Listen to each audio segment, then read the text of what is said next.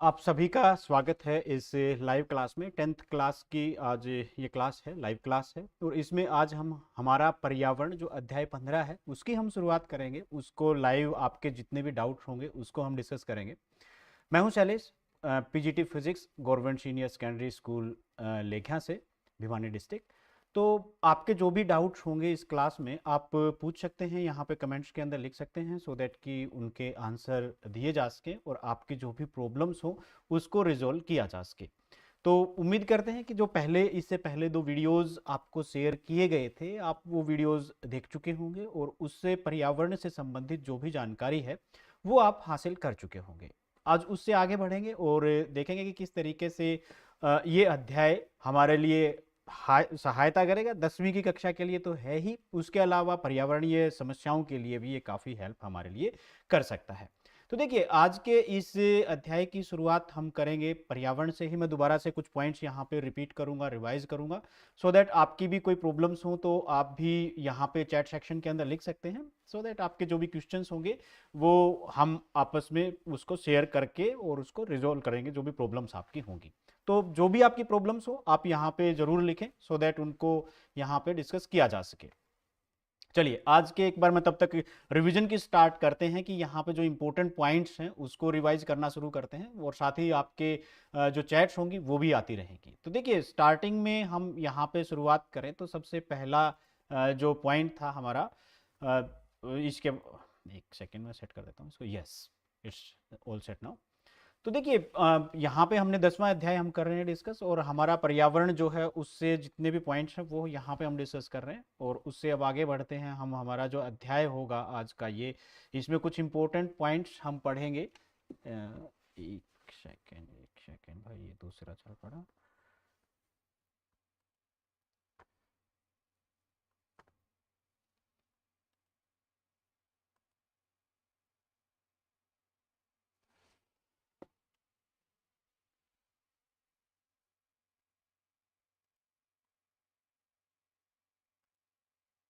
Yes,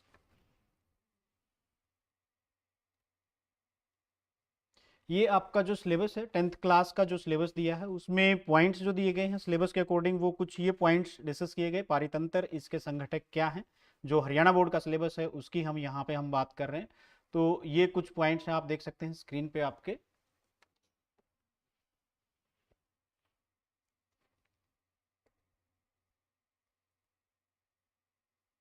पारितंत्र, इसके संघटक क्या हैं, उसके बाद आहार श्रृंखला एवं जाल, हमारे क्रियाकलाप पर्यावरण को किस प्रकार प्रभावित करते हैं, ओजोन परत तथा इस पर किस प्रकार अपक्षयित हो रही है, कचरा प्रबंधन, वो सारे पॉइंट्स हम आज इसमें डिस्कस करेंगे। एक एक पॉइंट्स जो है पारितंत्र और इसके घटक, इसके बारे में हम पहले वीडियोज के अंदर डिस्कस कर चुके हैं। आहार श्रृंखला, आहार जाल, पोषक स्तर, ऊर्जा स्थानांतरण का नियम, ये भी हमने पढ़ा था। जैव संवर्धन, पर्यावरण पर मानवीय गतिविधियों के प्रभाव का विश्लेषण, जैव निम्नीकरणीय अजैव निम्नीकरणीय पदार्थ, ओजोन परत का बनना और उसका ह्रास, और कचरा प्रबंधन। तब तक आपके कोई भी क्वेश्चंस हैं आप यहाँ पे नीचे कमेंट सेक्शन के अंदर लिखते रहें, सो दैट कि उन क्वेश्चंस को हम यहाँ पे डिस्कस कर पाए। तो देखिए, पहला ही पॉइंट यहाँ पे बनता है पर्यावरण। पर्यावरण क्या है, मैं वीडियोज के अंदर पहले भी बताया था, फिर से भी हम देख रहे हैं। पर्यावरण 2 शब्दों से मिलकर बना हुआ है, परि और आवरण। परि मतलब चारों तरफ का, किसी भी चीज के चारों तरफ का, ये पृथ्वी है हमारी, और इसके चारों तरफ का आवरण, आवरण जो उसको कवर करके रखता है, उसको ढक के रखता है, उसको हम कहेंगे यहाँ पे पर्यावरण। तो पर्यावरण में सारी चीजें आती हैं, जो भी हम चाहे वो प्राणवायु बात करें, चाहे हम जीवों की बात करें, अजीवों की बात करें, उसको प्रभावित करने वाले दूसरे कारकों की बात करें, वो सारी चीजें पर्यावरण के अंदर आती हैं। तो पर्यावरण एक तरीके से चारों तरफ हमारे जो भी हो रहा है उसको हम पर्यावरण कहेंगे। अब इसी पर्यावरण को, ये हमने डिस्कस किया था कि डिफरेंट हिस्सों में बांटना चाहें तो हम बांट सकते हैं, एक अजैव घटक और एक इसके अजैव घटक। तो अजैव घटक और जैव घटक मिलकर एक इकोसिस्टम या पारितंत्र का निर्माण करते हैं। पारितंत्र क्या होता है, एक क्षेत्र के जैव तथा अजैव घटक मिलकर अनोन्य क्रियाएं करते हैं तथा प्रकृति में संतुलन बनाए रखते हैं, जिसको एक पारितंत्र का निर्माण करते हैं। यानी कि उसके चारों तरफ, जैसे आप कहीं पे रह रहे हैं, आपके घर के आसपास का एरिया जितना भी होगा, तो वो हम कह सकते हैं कि वो एक पारितंत्र है। तो इस तरीके से जैव और अजैव घटक मिलके जो निर्माण करते हैं, एक पारितंत्र का निर्माण करते हैं। जैव घटक पक्षी, भालू, हिरण, मछली, जो जीवित चीजें हैं जो भी, वो सारे जैव घटक होते हैं। उसके अलावा अजैव घटक जो निर्जीव वस्तुएं हैं, पहाड़, पानी, ये चीजें निर्जीव हैं। परंतु तापमान, तापमान देखिए एक तरीके की वस्तु नहीं है, परंतु इसको महसूस किया जा सकता है, क्वांटिटी है, राशि है, भौतिक राशि है। तो तापमान हो गया, दाब हो गया, वर्षा, खनिज, ये जितनी भी चीजें हैं जो अजैव घटक से हटके हैं, वो सारे के जो जैव घटक से हटके वो सारे के सारे इसके अजैव घटक होंगी। तो ये दोनों मिलके एक पारितंत्र का निर्माण करते हैं। अब पारितंत्र यहाँ पे दो प्रकार के हो सकते हैं। आपने अगर जब पहले वो वीडियोस देखे हैं तो आप नीचे कमेंट सेक्शन के अंदर लिखिए कि कौन कौन से वो पारितंत्र हो सकते हैं, पारितंत्र किस किस टाइप के हमने पढ़ा था। वहां पे दो प्रकार के पारितंत्र, उन दोनों प्रकार के पारितंत्र का आप नाम लिखिए। यहाँ पे मैं आपको चैट में भी दिखाऊंगा कि आपने जो भी उत्तर दिए होंगे वो यहाँ पे नजर आएंगे आपको। जो भी हमने नाम दिए थे उनको देखते हैं फटाफट कौन कितने बच्चे आंसर दे पाएंगे। यहाँ पारितंत्र का जो हमने डिस्कस किया था कि कितने प्रकार के पारितंत्र हो सकते हैं। जैव, अजैव, देखिए अभी आंसर कम आ रहे हैं। ओके, अभी भी चलिए आप दो प्रकार के, बिल्कुल सही, दो अब आने लग गए आंसर काफी सारे और बिल्कुल सही आंसर हैं। दो प्रकार के पारितंत्र हमने यहाँ पे डिस्कस किए थे। कौन कौन से डिस्कस किए थे वो चीजें भी चलते हैं आगे चल के। देखिए ये दो पारितंत्र थे, एक प्राकृतिक पारितंत्र, एक मानव निर्मित पारितंत्र।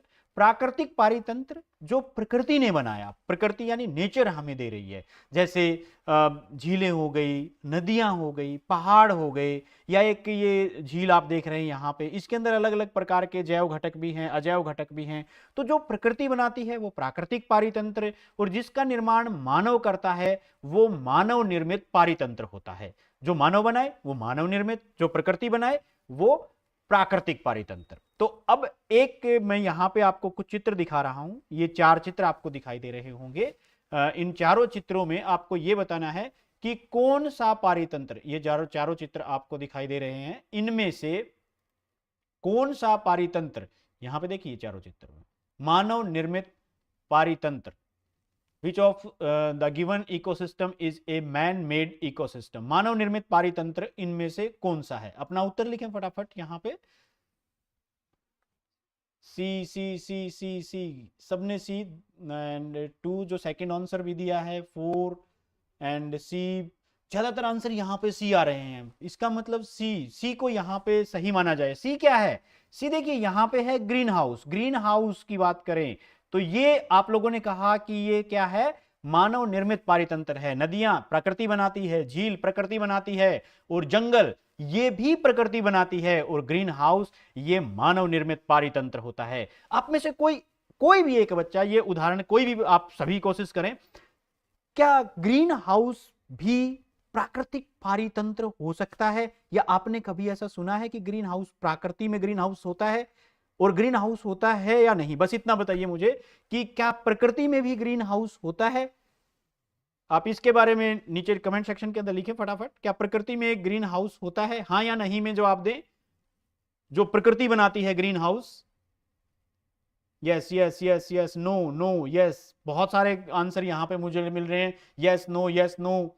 चलिए मैं छोटा सा उदाहरण आपको देता हूं। यहाँ पे आप देखिए, प्रकृति में जैसे हमने पढ़ा था कार्बन डाइऑक्साइड बढ़ती है, कार्बन डाइऑक्साइड बढ़ेगी तो ग्रीन हाउस इफेक्ट को बढ़ाती है। इसका मतलब कि जो गर्मी है वो बाहर नहीं जा पाती, तो इसलिए प्रकृति भी ग्रीन हाउस बनाती है। परंतु जो चित्र दिखाए गए थे उस चित्रों में अगर हम देखें तो यहाँ पे ग्रीन हाउस, ये ग्रीन हाउस मानव निर्मित है, प्रकृति ने नहीं बनाया। इसी वजह से हमने इसको एक जो मानव निर्मित पारितंत्र है उसका उदाहरण हमने यहां पे लिया है। बहुत अच्छे आंसर आपसे मिल रहे हैं, तो इसका मतलब आप पूरी तैयारी के साथ बैठे हैं यहाँ पे। अपने डाउट्स और लिखते रहें नीचे, कोई भी डाउट्स हैं तो आप नीचे लिखते रहें यहाँ पे।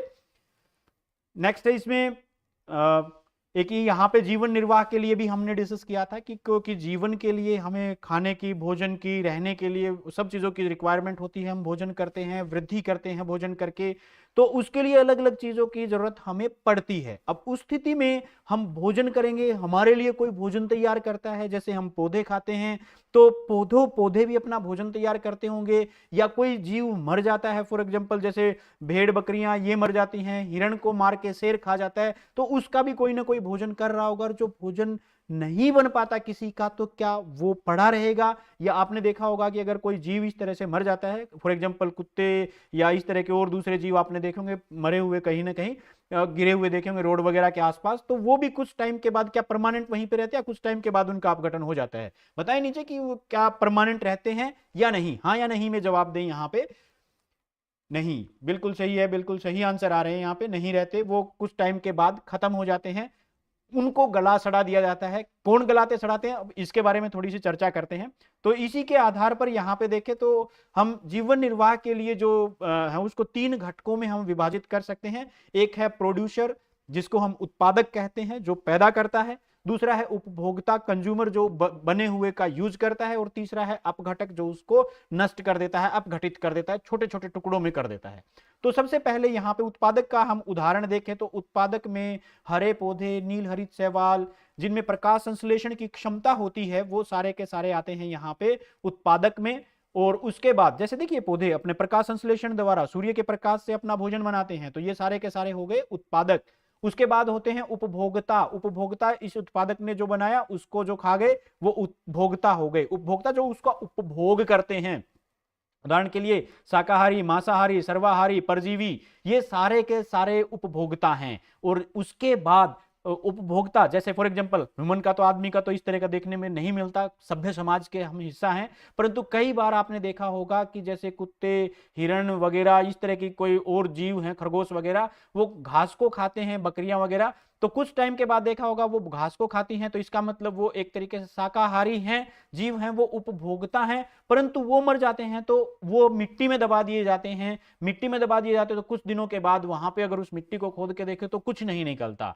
तो वहां पे क्यों नहीं निकलता? क्योंकि उनको मिट्टी में परिवर्तित या दूसरे छोटे छोटे उसमें परिवर्तित किया जा चुका है, जिसको हम कहते हैं अपघटक। जो जीव ये कार्य करते हैं उसको अपघटक कहा जाता है। और सूक्ष्म जीव, छोटे छोटे जीव हमारे लिए ये सारा कार्य करते हैं, अपघटन का कार्य करते हैं। और ये सिर्फ जीवों में ही नहीं, आपने देखा होगा कि आप गले सड़े सब्जियां या पत्ते या इसको डाल देते हैं कहीं पे, तो कुछ दिनों के बाद वो भी गल सड़ जाते हैं, खत्म हो जाते हैं। वो किसके कारण हुआ है? इन्हीं डिकम्पोजर की वजह से होता है, सूक्ष्म जीवों की वजह से होता है। अब मैं एक छोटा सा प्रश्न आप लोगों से यहाँ पे स्क्रीन के ऊपर डाल रहा हूं, आपको इसका आंसर लिखना है कि इसमें क्या आंसर आना चाहिए। उपभोक्ता को अपना भोजन बनाते हैं, उपभोक्ता को, उपभोक्ता जो है ना, जिसको हमने बताया था कि जो उपभोग करता है बने हुए भोजन का, उसको अपना भोजन कौन बनाते हैं, उनको क्या नाम दिया गया? 3 नाम हमने बताए थे, उन तीनों में से एक नाम यहां पे है, क्या होगा वो आपको लिखना है इसके अंदर, कमेंट्स के अंदर। देखते हैं फटाफट कौन आंसर देता है। सबसे पहले किसका आंसर आएगा? वेरी गुड, राजेंद्र सिंह, उत्पादक। उसके बाद प्रेम जांगड़ा, अपमार्जक। वेरी गुड, बहुत अच्छे बहुत अच्छे, अपमार्जक। प्रेम जांगड़ा ने फिर से लिखा अपमार्जक। फिर एंड ऐसे मत ये वाट, तो बेटा आप थोड़ा सा पढ़ाई के ऊपर ही फोकस करें। अपमार्जक, यस बिल्कुल सही कहा प्रेम ने यहाँ पे। एंड शशि ने भी बिल्कुल सही आंसर दिया। इसको हम अपमार्जक या डीकंपोजर बोलते हैं, जो उसको खत्म कर देते हैं, उसको छोटे छोटे टुकड़ों में सूक्ष्म जीवों द्वारा तोड़ दिया जाता है। बिल्कुल सही आंसर है, आप बहुत ध्यान से इसमें काम कर रहे हैं। चलिए अब आगे नेक्स्ट देखते हैं। एक होता है आहार श्रृंखला, जैसे हमने अब यहाँ पे पढ़ा था कि ये घास है, घास अपना भोजन स्वयं बनाती है, क्योंकि सूर्य के प्रकाश में प्रकाश संश्लेषण द्वारा इनके द्वारा अपना भोजन बनाया जाता है। उसको हिरण खा जाता है और हिरण को शेर खा जाता है। तो इस तरीके से देखिए यहां से यहां तक भोजन पहुंच रहा है, ये एक श्रेणी बन गई, श्रृंखला बन गई। इसी को हम आहार श्रृंखला कहते हैं, जिसमें एक जीव को दूसरे जीव द्वारा खाया जाता है। तो इसको हम कहेंगे यहाँ पे श्रृंखला, या दूसरे शब्दों में पूरा शब्द कहें तो यहाँ पे आहार श्रृंखला, क्योंकि ये श्रृंखला आहार की बनी है, भोजन की बनी है। दैट्स वाई इसको हम यहाँ पे कह रहे हैं आहार श्रृंखला। तो ये एक आहार श्रृंखला बनी हुई है। और आपके सामने जो ये आहार श्रृंखला है, इसके अंदर एक शेर है, एक हिरण है, और उसके साथ साथ एक यहाँ पे आपको दिखाई दे रहा है घास जो अपना भोजन स्वयं बनाती है। चलिए आगे बढ़ते हैं, थोड़ा सा और इसी को पढ़ते हैं, इसी को डिटेल्स में पढ़ते हैं। ये 3 प्रकार की आहार श्रृंखला दी गई हैं, आपको देख रहे होंगे। आहार श्रृंखला भी अलग अलग हो सकती हैं, क्योंकि वो डिपेंड करता है कि किस परितंत्र के अंदर वो हैं, तो उसके अनुसार वो अलग अलग हो सकती है। जैसे पहली आहार श्रृंखला यहाँ पे आप देख रहे हैं, ये वन के अंदर होती है। वन में हिरन, हिरन को शेर खा गया। यहाँ पे दूसरी घास के मैदानों में, आमतौर से घास के मैदान में छोटे कीट खा जाते हैं, कीटों को मेंढक खा जाते हैं, मेंढक को सांप खा जाता है, सांप को बाज खा जाता है। इस तरीके से ये लगातार आहार श्रृंखला चलती रहती है। और पानी के अंदर भी इसी तरह की आहार श्रृंखला, या तालाब के अंदर, झीलों के अंदर एक ये इसी प्रकार की आहार श्रृंखला बनती है। तो प्रकृति में भी अलग अलग प्रकार की ये आहार श्रृंखलाएं होती हैं। अब आहार श्रृंखला में देखिए, भोजन यहां पे पहली बार ये उत्पादक भोजन बना रहे हैं, उपभोक्ता उसको, ये भी उपभोक्ता है, ये भी उपभोक्ता है, अलग अलग स्तर पे उपभोक्ता हो सकते हैं, वो उसको खा रहे हैं। तो उनके खाने के स्तर देखिए, यहाँ पे 3 हैं, यहाँ पे 1 2 3 4 हैं, तो इस तरीके से अलग अलग प्रकार के स्तर यहाँ पे बनते हैं। तो इसका मतलब जो भोजन कर रहे हैं, वहां पर एक स्तर से दूसरे स्तर में जो भोजन किया गया, आप मुझे ये बताइए, भोजन हम जो कर रहे हैं वो क्यों करते हैं, हमें भोजन से क्या चाहिए? एक बार फटाफट देखते हैं कौन कमेंट में सबसे पहले लिखेगा कि हम भोजन क्यों करते हैं। ये 6ठी 7वीं क्लास में हर जगह पे ये क्वेश्चन आता है कि हम भोजन क्यों करते हैं, भोजन क्यों करते हैं, हमें भोजन में। तब तक आप लिखिए, देखते हैं कौन आंसर पहले यहां पे लिखेगा। यस, हम भोजन, हाँ यस, बिल्कुल सही, बिल्कुल सही। अमन ने लिखा ऊर्जा, मुकेश ने लिखा ऊर्जा। तो भोजन से हमें ऊर्जा मिलती है, और वो ऊर्जा जब एक स्तर से भोजन हम करेंगे, एक स्तर से दूसरे स्तर में जाएगी, तो इसका मतलब ऊर्जा में कुछ ना कुछ तो परिवर्तन होगा। तो यहाँ पे ये देखिए, आप सब ऊर्जा ऊर्जा, बहुत अच्छे ऊर्जा। तो जब वो ऊर्जा जाएगी तो स्तर में भी प्रभावित करेगा, अलग अलग स्तरों को वो प्रभावित करेगी। कैसे स्तर को प्रभावित करते हैं, क्या नाम उसको रखते हैं, तो यहाँ पे आप अलग अलग स्तर देख सकते हैं उसके। ये आप देखेंगे यहाँ पे सबसे पहले ये उत्पादक हैं, उसके बाद प्राथमिक उपभोक्ता हैं, द्वितीय उपभोक्ता हैं, तृतीय उपभोक्ता हैं। प्राथमिक उपभोक्ता जो भोजन को, उत्पादक कौन है, जो भोजन का उत्पादन करते हैं। जैसे हमने वहां पे डिस्कस किया था, घास अपना भोजन या पेड़ अपना भोजन स्वयं बनाते हैं। उसके बाद प्राथमिक उपभोक्ता, उसको घास को हिरण खा जाता है या और कोई खा जाता है, हिरण को शेर खा जाता है, या हिरण को मानव भी खाता है, और मानव को फिर हो सकता है शेर खा जाए। तो ये अलग अलग इस तरह से श्रृंखलाएं बनती हैं। तो पहली बार जो रहता है उसको उत्पादक, उसके बाद प्राथमिक उपभोक्ता, इस तरीके से उपभोक्ता के अलग अलग स्तर होते हैं। और इन्हीं स्तर को, क्योंकि वहां पे पोषण होता है, तो उसको हम कहते हैं पोषी स्तर। आहार श्रृंखला में जैविक घटक जिनमें ऊर्जा का स्थानांतरण होता है, देखिए वो जैविक घटक जिसमें ऊर्जा का स्थानांतरण होता है, उसको हम यहाँ पे कहते हैं पोषी स्तर। तो ये क्या है, हमारे पोषी स्तर हैं सारे के सारे। इसमें 4 पोषी स्तर आपको दिखाई दे रहे हैं। अब यहां से ऊर्जा को ये किस तरीके से प्रभावित करते हैं, ऊर्जा का स्थानांतरण कैसे होता है। जैसे पोषी स्तर है, ये प्रथम पोषी स्तर है, द्वितीय पोषी स्तर है। तो एक पोषी स्तर से जब दूसरे पोषी स्तर में जाते हैं, तो इसको ऊर्जा का स्थानांतरण कहते हैं। क्योंकि एक पोषी स्तर से, जैसे मान लिया घास में जो ऊर्जा उपयोग की है, क्योंकि वो सूर्य की ऊर्जा का उपयोग करेगा, और वो हमने पढ़ा था कि सूर्य की ऊर्जा का उपयोग सिर्फ 1% भाग ही पत्तियों द्वारा किया जाता है। सिर्फ 1% सूर्य, जो पौधे हैं वो सूर्य की ऊर्जा का प्रयोग करते हैं, बाकी सारी ऊर्जा यानी कि 99% ऊर्जा नष्ट हो जाती है।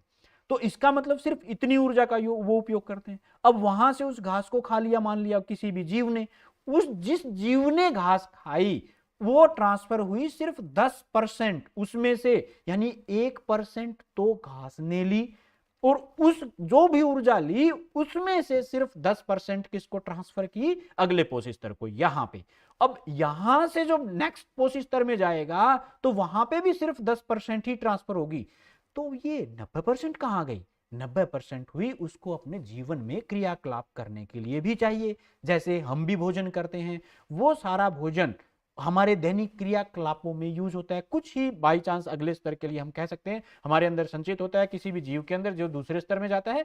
तो बाकी उसको, जैसे मान लिया हिरण है, तो वो दौड़ता भी है और कार्य भी करता है, दैनिक कार्य सारे, तो 90% उसमें उपयोग होता है। उसको अपनी वृद्धि भी करनी है, बड़ा भी होना है, सिर्फ 10% ही वहां पे, अगर उसको हिरण को शेर खाता है तो शेर को मिलेगा। तो इसका मतलब क्या हुआ कि 90% जो ऊर्जा है वो एक स्तर में उस ऊर्जा का ह्रास हो जाता है। उपभोक्ता को अगले स्तर के लिए बहुत ही कम मात्रा में ऊर्जा उपलब्ध हो पाती है। अब ऊर्जा ऊपर के स्तर में बहुत कम उपलब्ध हो पाती है, इसी वजह से जो पोषी स्तर हैं उनकी संख्या ज्यादा नहीं होती, क्योंकि यहां पे लगभग ऊर्जा 99% खराब हो चुकी है। यहां पे उसमें से बची हुई में से 10% यहां पे खत्म, 10% यहां पे खत्म, 90% यहां पे खत्म और 90% सिर्फ 10% ट्रांसफर हो रही है, और लास्ट के स्तर में तो वो नगण्य हो जाती है, बिल्कुल जीरो हो जाती है लगभग। तो ऐसी स्थिति में वो ज्यादा पोषी स्तर तक नहीं जा पाती। यही कारण है कि लगभग 4-5 पोषी स्तर, 3 या 4 ही होते हैं, मैक्सिमम 5 हो सकते हैं, इतने पोषी स्तर होते हैं, उसके अलावा ज्यादा पोषी स्तर यहाँ पे नहीं होते।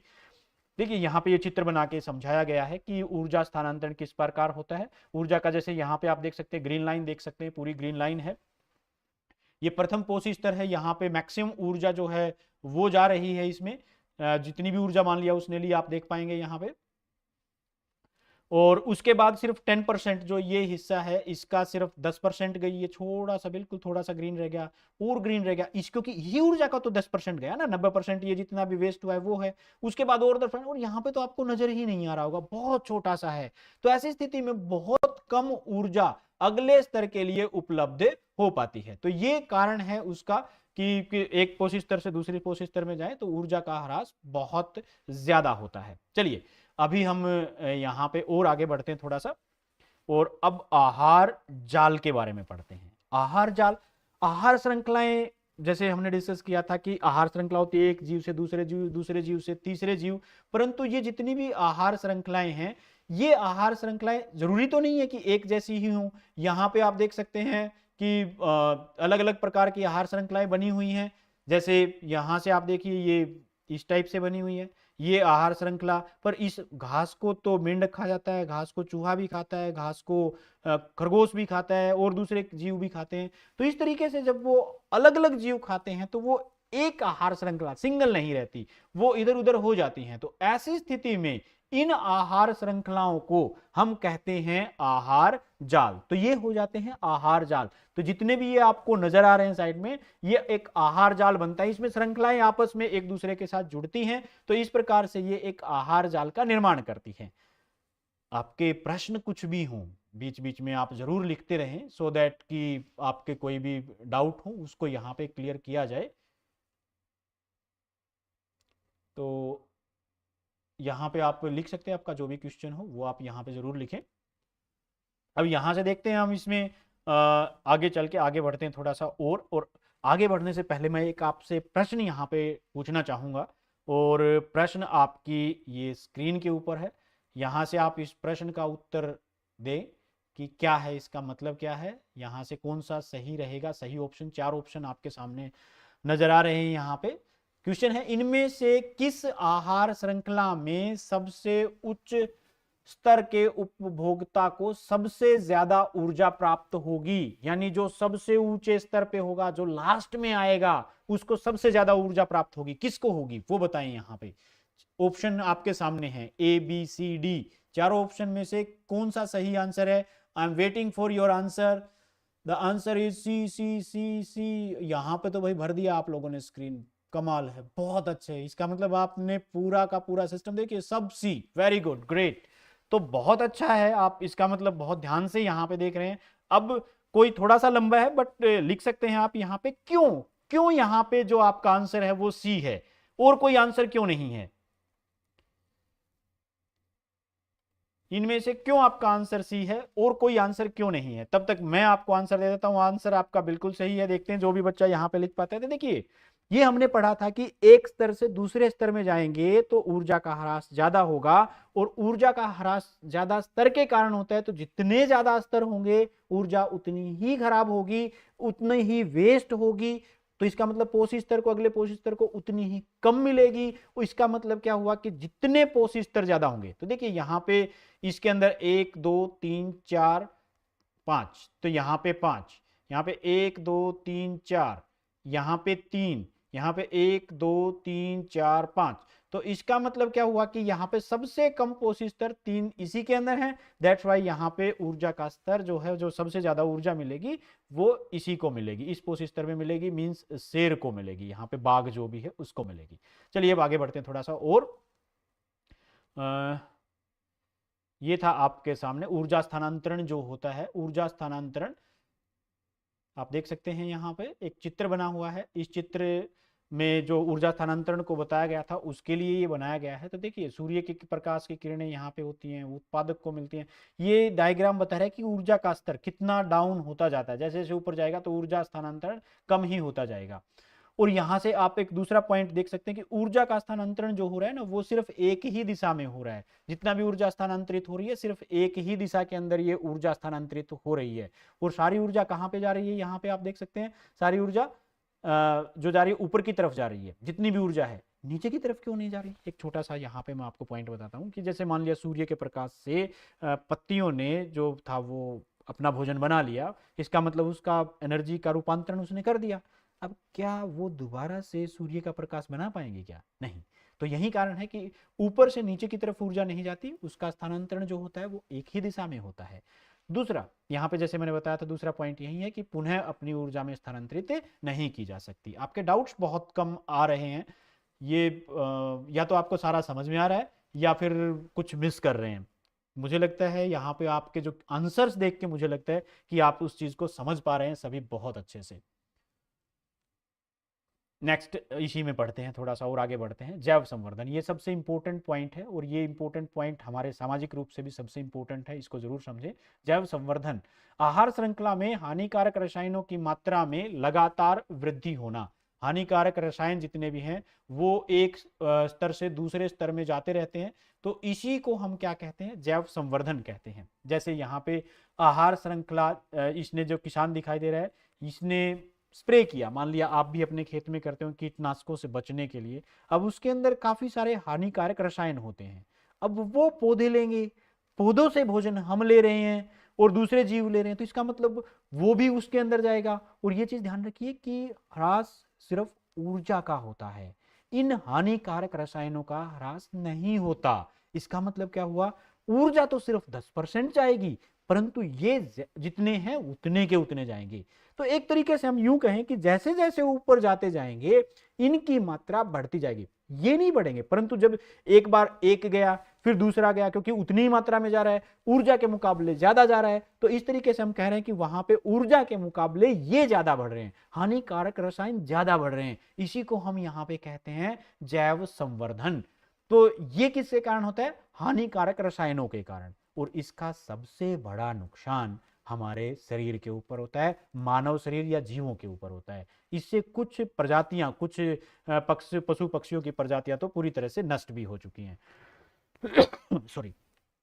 तो यहां पे आप थोड़ा सा ध्यान रखें कि रसायनों का कम से कम उपयोग किया जाए, या जब भी आप उपयोग करते हैं तो जैविक इस तरह के उपयोग या वस्तुएं विकल्प के रूप में आप इस्तेमाल करें। जैविक रूप से आप कीटनाशक बना सकते हैं, जैविक खाद का इस्तेमाल करें, तो वो चीजें ज्यादा अच्छी रहेंगी। उसके बारे में भी आगे चल के हम पढ़ेंगे। चलिए अब आगे बढ़ते हैं और अब थोड़े से पर्यावरण के बारे में जानते हैं। यहाँ तक हमने जाना था कि जीवों में किस प्रकार चलता है और आहार श्रृंखलाओं के बारे में जाना। अब थोड़ा सा आगे बढ़ के हम पर्यावरण के बारे में पढ़ेंगे कि क्या पर्यावरण पे हम क्या नुकसान हो रहा है हमारा, और हम कितना नुकसान उसको कर रहे हैं हमारी आदतों की वजह से या हमारे कुछ कार्यों की वजह से इनमें होता है। जैसे हमने पढ़ा था पर्यावरण क्या है, परि और आवरण, यानी हमारे चारों तरफ का जो क्षेत्र होता है उसको हमने पर्यावरण कहा था। और पर्यावरण देखिए यहाँ पे पर्यावरण की बात करें तो पर्यावरण हमें प्रभावित करता है, यानी कि मानव जीवन को प्रभावित करता है। और इसी तरीके से अगर पर्यावरण की बात करें तो हम भी पर्यावरण को कहीं ना कहीं यहाँ पे जरूर प्रभावित कर रहे हैं। सर्दियों के दिनों में आजकल आप सोच सकते हैं इसके बारे में कि आपको ठंड लगती है, क्यों? क्योंकि पर्यावरण के अंदर ठंड है तो वो हमें प्रभावित कर रहा है। परंतु हमारी कुछ क्रियाएं, कुछ प्रतिक्रियाएं, जैसे यहाँ पे देखिए आप देख सकते हैं कि काफी सारी गंदगी, यहाँ पे कचरा हमने फैला दिया, तो यहाँ के पर्यावरण को हमने प्रभावित कर दिया। नहीं समझ आ रहा? पानी की बात कर रहे हैं तो देखिए यहाँ पे पानी देखिए आप, इसके अंदर ये पानी क्या पिया जा सकता है? या हम दैनिक जीवन में उपयोग इसको लेके आ सकते हैं? आपका उत्तर होगा नहीं। क्यों? क्योंकि हमने खराब कर दिया। अगर ऐसी स्थिति नहीं होती है, साफ झील वगैरह होता है इस तरह का, तो क्या हम उपयोग करते? हाँ, बिल्कुल उपयोग करते। तो इसका मतलब क्या किया? हमने प्रभावित, हमारे क्रियाकलापों से इस पर्यावरण को प्रभावित कर दिया। तो बात दोनों ही है, पर्यावरण हमें प्रभावित करेगा, हम पर्यावरण को, और दोनों एक दूसरे को नुकसान करने लग गए तो जीवों के ऊपर खतरा होना स्वाभाविक है। तो इसलिए साफ सफाई रखें। आगे चलते हैं इसी में कि कितना जरूरी होता है वो।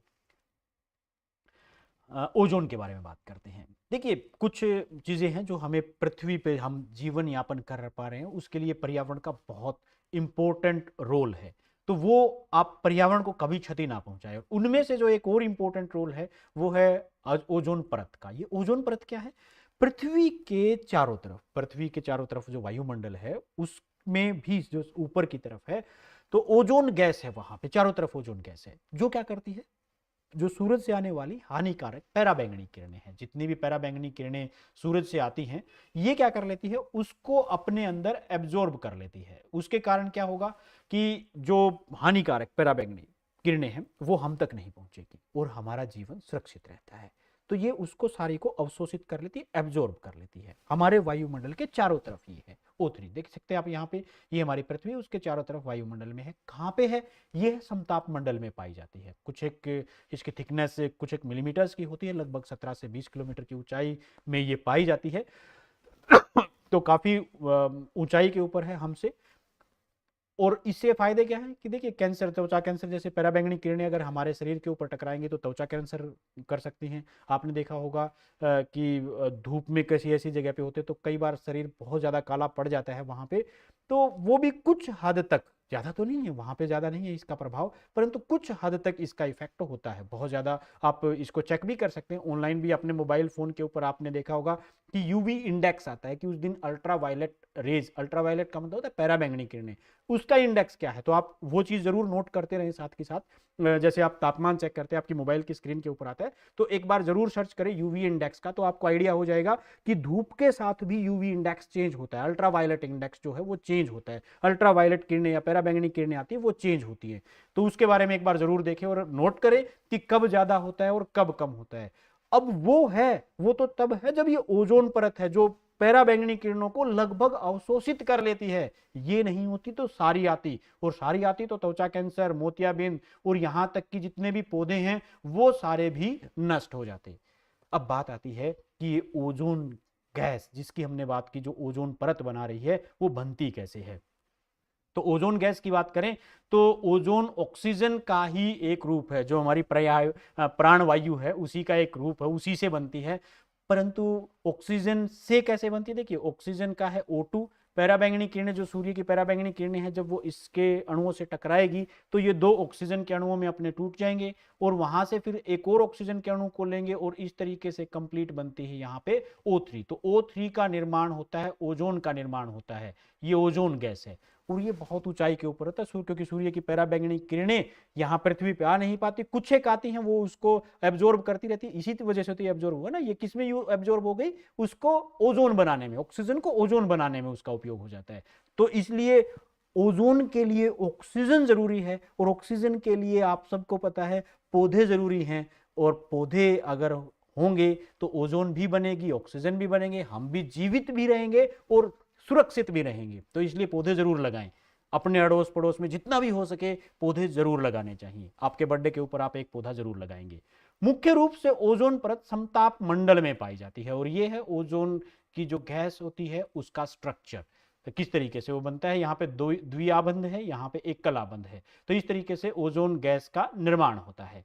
अब बात करते, एक क्वेश्चन आपके लिए इससे पहले, ये आपको यहाँ पे प्रश्न दिखाई दे रहे हैं, आपके लिए टेस्ट के लिए है, शायद आप सभी ने पढ़ लिया होगा इसको।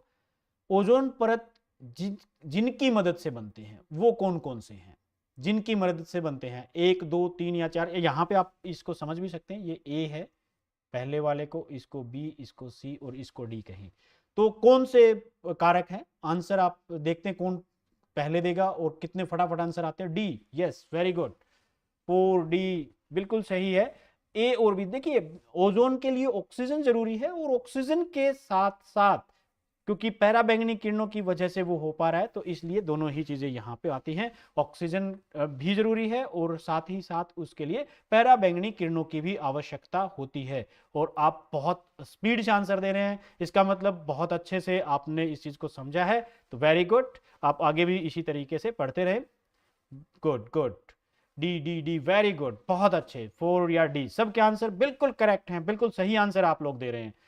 इसका मतलब आप सबने बहुत अच्छे से सीख लिया है, इस पार्ट को समझ लिया है। और सीख लिया है, समझ लिया, तो मैं यहाँ पे आप लोगों से एक बार फिर से कहूंगा, अपने पर्यावरण की रक्षा जरूर करें। महत्वपूर्ण चीजें इस पार्ट में आपको मिलती चलेंगी आगे चल के। चलिए ओजोन के बारे में थोड़ा सा और बात करते हैं। ओजोन का ह्रास एक चिंता का विषय आपके साथ शेयर साझा कर रहा हूं, पहले भी हम इसके बारे में बात की है।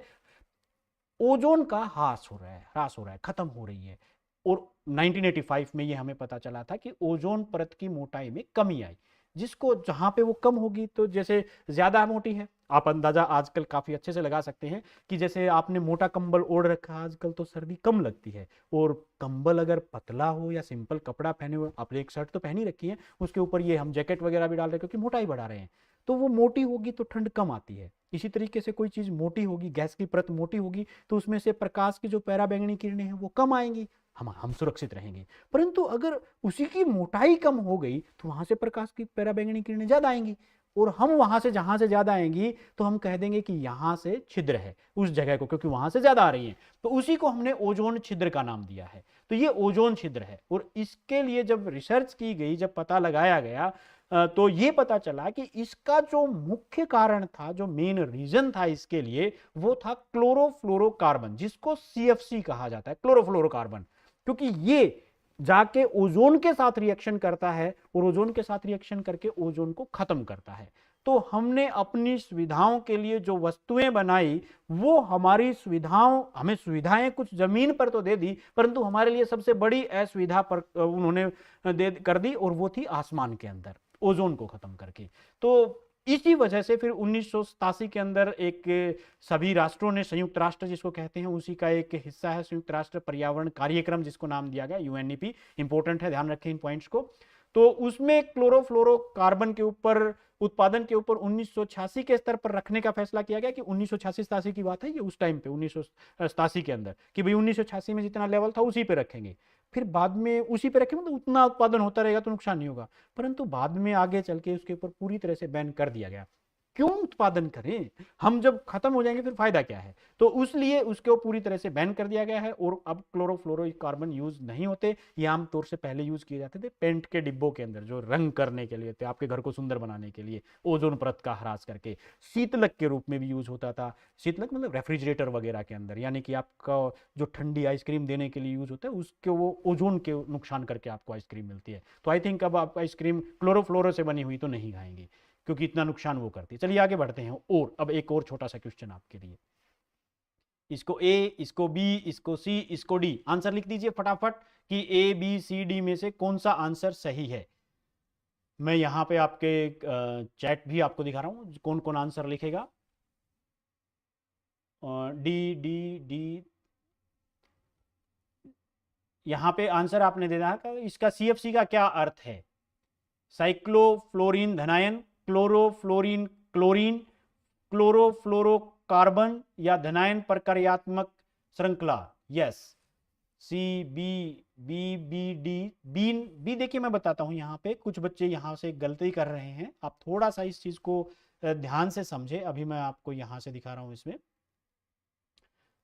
गलती कहाँ पे कर रहे हैं। देखिए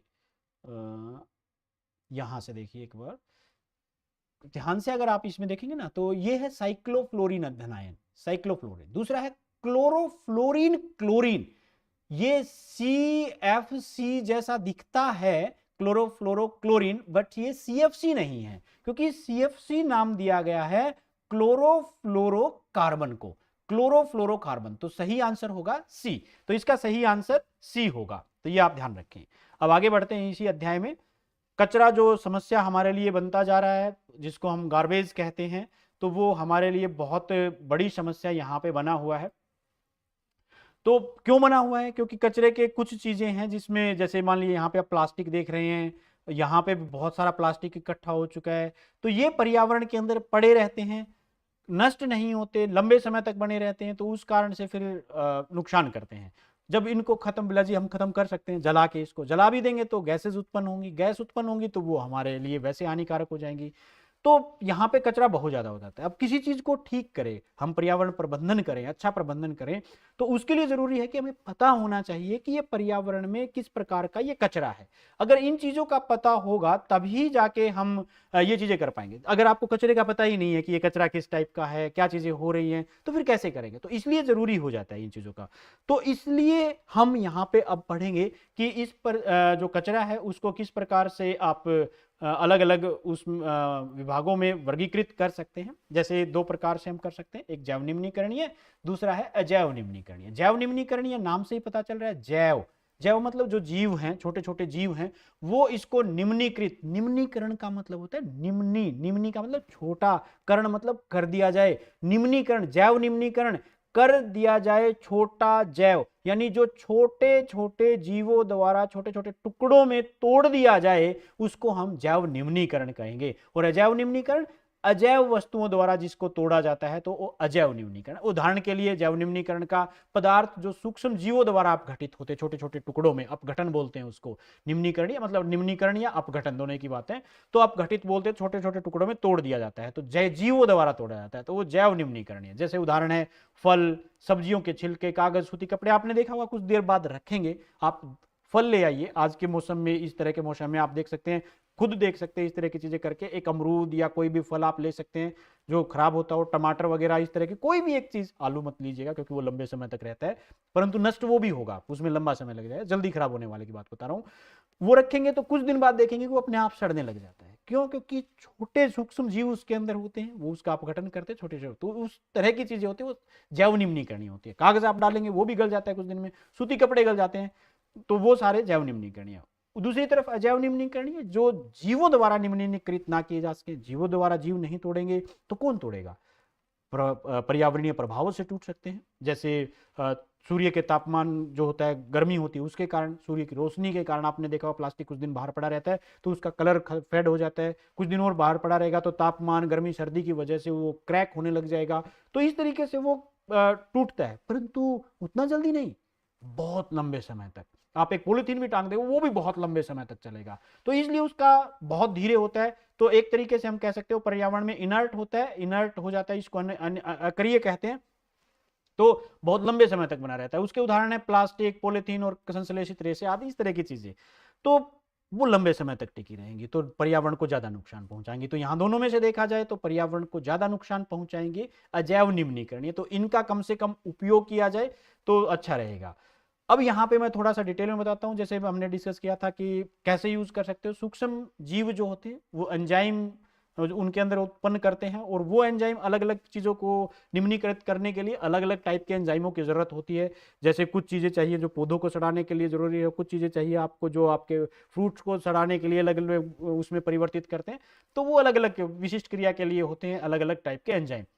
तो वो उसका पाचन या आप गठन करते हो और एक नया पदार्थ बना देते हैं। उदाहरण यहाँ पे आप देख सकते हैं, जैसे आप कंपोस्ट खाद बनाना चाहें, आपके घर में जो फल फ्रूट जितने भी हैं, इस तरह की चीज़ें हैं जो जैव निम्नीकरण योग्य हैं, तो उनको आप इकट्ठा करके कहीं पे रख सकते हैं और उससे कुछ टाइम बाद खाद बनाई जा सकती है, तो वो कंपोस्ट खाद, और उसको आप पौधों के अंदर डाल सकते हैं। तो इस तरीके से आपका खाद भी बन जाएगी पौधों के लिए, और जीव भी, आपके जो कड़ी छड़ी चीज़ें वो भी उपयोग में आ जाएंगी। तो इस तरह की जो चीज़ है वो जैव निम्नीकरणीय है। और कचरा, इस तरीके से हम कचरे का अच्छा सा प्रबंध भी कर सकते हैं, गार्बेज डिस्पोजल जो है वो भी ठीक हो जाएगा हमारा। उसके बाद आगे चलते हैं अजैव निम्नीकरणीय के ऊपर। जैसे मैंने बताया था कि प्रभाव होता है और लंबे समय तक चलती हैं, तो उसका प्रभाव होता है पर्यावरण का या तापमान वगैरह का, इस तरह की चीज़ों का। तो उससे कारण ये नष्ट की जा सकती हैं किसी चीज़ को, पॉलीथीन जैसे मैंने बताया उसको, परंतु कुछ चीज़ें ऐसी होती है जिसको हमें नष्ट करना पड़ता है। फॉर एग्जांपल कांच को आपको तोड़ना पड़ेगा, उसको दोबारा से गलाना पड़ेगा, दोबारा से उसको शेप में लाना पड़ेगा, तो वो हमें करना पड़ता है। तो वो चाहे दोबारा करें, वो पर्यावरण को नुकसान पहुंचाएगा ही पहुंचाएगा। तो अजैव निम्नीकरणीय पदार्थ, ज्यादातर पदार्थ जो है प्लास्टिक जैसे हो गए, इस तरह के नुकसान पहुंचाते हैं। कुछ जैव निम्नीकरणीय पत्थर वगैरह की बात करें तो वो भी कुछ टाइम के बाद झड़ने लग जाते हैं, इमारतें देखी होंगी आपने, वो टूटने लग जाती हैं। तो वो सारी चीजें वो नुकसान करती हैं, लंबे समय तक पड़ी रहती हैं, और नुकसान वो निम्नीकृत किसके कारण होती है, ऊष्मा या दाब के प्रभाव के कारण वो निम्नीकृत की जा सकती हैं। तो यहाँ पे उदाहरण देख रहे हैं, यहाँ पे कांच है, ये इलेक्ट्रॉनिक वेस्ट जो हमारे लिए बहुत बड़ा खतरा बनता जा रहा है भविष्य के लिए, कोशिश करें कम से कम चीजों का उपयोग करने की इस तरह की। और तीसरा जो सबसे बड़ा खतरा आज की तारीख में है वो प्लास्टिक, जहां हम नहीं पहुंच रहे वहां पे प्लास्टिक। उदाहरण के लिए मैं बताऊं कि हमारे जो पोल्स हैं, उत्तरी ध्रुव दक्षिणी ध्रुव, वहां तक आदमी नहीं जा पहुंच पा रहे हैं, मतलब कुछ पहुंचे, इतने ज्यादा नहीं जा पाते, परंतु वहां पे प्लास्टिक की बोतलें मिली हैं। तो ये सोच के चलिए आप कितना हम कचरा फैला रहे हैं। आप भी अपने अड़ोस पड़ोस में देखिएगा, घर से बाहर या स्कूल जाते वक्त आप देखेंगे कि दुनिया भर के पॉलिथीन या इस तरह की चीजें आपको रास्ते में पड़ी मिलेंगी। वो कहाँ जाएंगी? क्या नष्ट होंगी? नहीं, पर्यावरणीय प्रभावों से वो नष्ट नहीं हो पाएंगी। तो हमें सोचना पड़ेगा, और हम एक ही तरीका कर सकते हैं कि उसका कम से कम इस्तेमाल करके। चलिए एक प्रश्न और फिर मैं यहां पे आपके लिए डालता हूं कि निम्न समूह में से कौन सा केवल जैव निम्नीकरणीय, केवल जैव निम्नीकरणीय, बता दीजिए उत्तर फटाफट, फिर आगे चलते हैं। देखते हैं कौन आंसर सबसे पहले देगा। यहां पे निम्न में से कौन से समूह में केवल जैव निम्नीकरणीय पदार्थ हैं? किस समूह में? यहां पे 4 समूह है, घास, पुष्प और चमड़ा। घास, लकड़ी, प्लास्टिक, फलों के छिलके, केक, नींबू का रस, और यहां पे केक, लकड़ी व घास। इनमें जैव निम्नीकरणीय पदार्थ हैं, सिर्फ जैव निम्नीकरणीय इनके अंदर। मैं चलो आपको दिखा भी देता हूं, साथ के साथ आपको आपके आंसर पता भी चलते रहेंगे कि आपने कौन यहाँ पे सही आंसर दे रहा है। ए कुछ ने पहले बी भी दिए थे, डी भी दिए थे, इस तरह के आंसर भी आए थे कुछ एक। यस, देखते हैं कितने। गुड गुड गुड, बहुत अच्छे बहुत अच्छे। Yes, A B. देखिए यहाँ पे मैं यहाँ से आपको बताऊं कि जिसका जो सही आंसर है वो है ए, घास, पुष्प और चमड़ा, ये जैव निम्नीकरणीय है। घास, लकड़ी, यहाँ पे प्लास्टिक आ गया तो बी गलत है। फलों के छिलके हाँ हो सकते हैं। केक एवं नींबू का रस, नींबू का रस हो सकता है जैव निम्नीकरण, परंतु केक जैव निम्नीकरणीय पूरी तरह से नहीं है, क्योंकि उसके अंदर कुछ चीजें इस तरह की लगी हुई होती हैं जो नष्ट नहीं की जा सकती, लंबे समय तक पड़ी रहती है। आप खुद करके यूज करके देख सकते हैं केक को लंबे समय तक रख के। यहाँ पे भी केक आ गया, अदरवाइज तो हो जाता, तो बट ये थोड़ा सा नहीं हो पाएगा, तो जैव निम्नीकरणीय नहीं है। तो इस तरह से आप थोड़ा सा ध्यान रखें कि इनमें से जो है एक आंसर आएगा ए। तो ये है जैव निम्नीकरणीय। तो कचरा जो है कम से कम होगा अगर हम ज्यादा से ज्यादा जैव निम्नीकरणीय पदार्थों का उपयोग करें। चलिए अब बात करते हैं इनमें कि कौन से पदार्थ हम उपयोग करें सो दैट कि हम जैव निम्नीकरणीय करें, या कौन से यूज करें सो दैट कि हमारे पृथ्वी के ऊपर जो कचरा फैल रहा है उसको हम अच्छे तरीके से उसका प्रबंधन कर सकें। तो कचरा प्रबंधन की बात करते हैं तो सबसे पहला है जैव मात्रा संयंत्र। ये क्या है? ये जैव निम्नीकरणीय पदार्थ जो होते हैं संयंत्र द्वारा जैव मात्रा में या खाद में परिवर्तित कर दिए जाते हैं, इन्हीं के द्वारा होता है। उस जैसे मैंने बताया था कि कंपोस्ट खाद वगैरह आप बनाते हैं या इस तरह के दूसरे चीज जैव मात्रा उपयोग करते हैं, जैव मात्रा संयंत्र होते हैं। और अब रिसेंटली आप 1-2 दिन के पहले के न्यूज़पेपर्स पढ़िएगा, कुछ दिन पहले के, गवर्नमेंट ने भी इसके लिए पॉलिसी बनाई है कि ज़्यादा ज़्यादा उपयोग करें, और किसानों के लिए बड़ी ज़बरदस्त फायदे की चीज़ है अगर वो इस तरह का संयंत्र, यानी कि ये क्या करता है उसको कंप्रेस करके ईंधन के रूप में भी परिवर्तित कर देता है, जिसको यूज करना ईजी है और बहुत ज़्यादा मात्रा में उसका उपयोग होने जा रहा है भविष्य में। तो इसके लिए जैव मात्रा संयंत्र छोटे छोटे गाँव में भी कहीं पर भी इसको बनाए जा सकते हैं। सीवेज जो उपचार तंत्र है, पानी को साफ करने का काम करता है। जो नदी में पानी, कई बार क्या करते हैं ऐसा ही पानी नदियों में डाल दिया जाता था, परंतु अब नहीं किया जाता। उसके लिए क्या किया, तो पानी को पहले उपचारित किया जाता है। यहाँ पे आप देख सकते हैं गंदा पानी आएगा उसको साफ किया जाएगा, फिर और उसको कुछ साफ किया, फिल्टर्स किया जाएगा, और फिर फिल्टर वगैरह करने के बाद उसको डाला जाता है नदी के अंदर। कूड़ा भराव क्षेत्र, जिसमें ऐसे खाली जगह होती है निचले क्षेत्रों में, वहां पे कूड़ा होता है, वहां पे इनको डाल दिया जाता है, फिर उसको मिट्टी से दबा दिया जाता है। तो वहां पे जो गड्ढे हैं उसका उपयोग हो जाता है। उसके अलावा कंपोस्टिंग, जो जैव कचरा होता है उसको गड्ढे में भर के ढक दिया जाता है, और कुछ समय बाद वो आमतौर से लगभग 2 से 3 महीने लगते हैं, अलग अलग डिपेंड करता है आप किस प्रकार के वहां पे उसके अंदर गड्ढे के अंदर डाल रहे हैं, तो उसको खाद में बदला जा सकता है। पुनः चक्रण, पुनः चक्रित कर दिया जाता है, उससे फिर दोबारा से कोई चीज बनाई जाती है। जैसे मैंने बताया था कांच को पिघला के दोबारा से फिर से बोतलें बनाई जा सकती हैं। आपने ऑब्जर्व किया होगा कि आपके शहर में या गांव में कई बार बोतलें लेने वाले आते हैं, कांच की बोतलें, और वो ले जाते हैं, वो उसको बाद में दोबारा से पुनः चक्रित करके नई बोतलें बना दी जाती हैं। प्लास्टिक वगैरह को भी बहुत बार पुनः चक्रित किया जा सकता है। तो पुनः चक्रण में इस्तेमाल किया जाता है जितने भी उपयोगी नए उपयोगी पदार्थों में। और पुनः उपयोग उनको दोबारा से उपयोग में लाया जा सकता है। तो इस तरीके से भी हम उसका पुनः उपयोग करके भी कर सकते हैं। उदाहरण यहाँ पे देख सकते हैं, ये मेरा ही चित्र है जहाँ पे एक अखबार से मैंने अपने सिर को ढक रखा है। अखबार है, अखबार आमतौर से हम रद्दी मान लेते हैं, परंतु नहीं, वो बहुत काम की चीज है, उसको कई बार यूज किया जा सकता है और फिर दोबारा से रिसाइकल के लिए भी हम कर सकते हैं। तो पुनः उपयोग के लिए आप अपना टोपी बना सकते हैं, उससे बैठने के लिए कहीं पे बैठ रहे हैं तो वहां पे उपयोग किया जा सकता है। तो जितनी बार हो सके उसका उपयोग कीजिए, जो भी चीज है मैक्सिमम उसका उपयोग कीजिए, उसके बाद उसको रिसाइकल कीजिए। रिसाइकल मतलब पुनः चक्रण कीजिए, रीयूज रिसाइकल करते रहिए, तो उससे पर्यावरण जो है काफी प्रबंधित हो सकता है। तो यहाँ पे 3 उदाहरण हैं, आप इसका पुराना वीडियो भी देख सकते हैं, चैनल के ऊपर अवेलेबल है। जो पहले आपको लिंक भेजा जा चुका है उसमें मैंने बताया था और अब फिर से बता रहा हूं। रिड्यूस, अपने पर्यावरण को अगर आपने स्वच्छ रखना है तो कम से कम उपयोग करना सीखिए, जितने से काम चल जाए उतना। वो सिर्फ इन्हीं चीजों का नहीं, हर चीज में। पढ़ाई तो आप ज्यादा से ज्यादा कीजिए, परंतु बाकी सारी चीजें कम से कम। जैसे मान लिया आप बिजली खर्च कर रहे हैं तो कम से कम, जैसे एक रूम में बैठे बात कर रहे हैं तो वहीं पे ऑन रखें, बाकी सभी बल्ब का आप ऑफ रख सकते हैं। आपने पॉलीथीन, जैसे मान लिया आप सामान लेने गए मार्केट से, उसको हाथ में लेके आ सकते हैं तो हाथ में लेके आइए, पॉलीथीन नहीं। आप कोई बगैर बैग के किस तरह काम चला सकते हैं तो वो यूज कीजिए। तो हर चीज का कम से कम, ये पानी की बोतल आप कांच की बोतल रख सकते हैं और धातु की बोतल रख सकते हैं, कांच प्लास्टिक की बोतल मत यूज कीजिए। तो इस तरह का कम से कम चीजों का उपयोग किया जाए। आजकल खासकर देखा जाता है कि काफी सारे पार्टियों में, शादियों में चलन चला हुआ है कि उसमें कुछ भी, जैसे मान लिया प्लास्टिक की बोतलें आ गई, प्लास्टिक की कटोरी, और यहां तक आजकल प्लास्टिक की चम्मचें भी आती हैं। हम हाथ से खा सकते हैं, जरूरी है प्लास्टिक की चम्मच उपयोग करना? तो ऐसा अपने आप को बदलिए इस तरह की चीजों में, ताकि हम उसका कम से कम इन चीजों का उपयोग, क्योंकि लंबे समय तक पड़ी रहेंगी, नुकसान करेंगी पर्यावरण को। और ये मैंने बताया था कि पर्यावरण के साथ साथ वो हमें भी नुकसान, क्योंकि पर्यावरण हमें प्रभावित करेगा अगर हम पर्यावरण को प्रभावित करते हैं। तो दोनों को इसके साथ जोड़ना चाहिए। और आपको, आपकी इंफॉर्मेशन के लिए एक और जरूरी पॉइंट बताऊं कि इन सब के लिए ही विश्व स्तर के ऊपर एक तरीके से ताकि पूरी पृथ्वी ठीक ठाक एक साथ चलती रहे, कुछ डेवलपमेंट गोल्स बना गए, जिसको हम कहते हैं एसडीजी, सस्टेनेबल डेवलपमेंट गोल्स, जिसके अंदर अलग अलग प्रकार की चीजों के लिए वो गोल्स बनाए गए हैं। हर अध्याय से वो सस्टेनेबल डेवलपमेंट गोल्स हैं।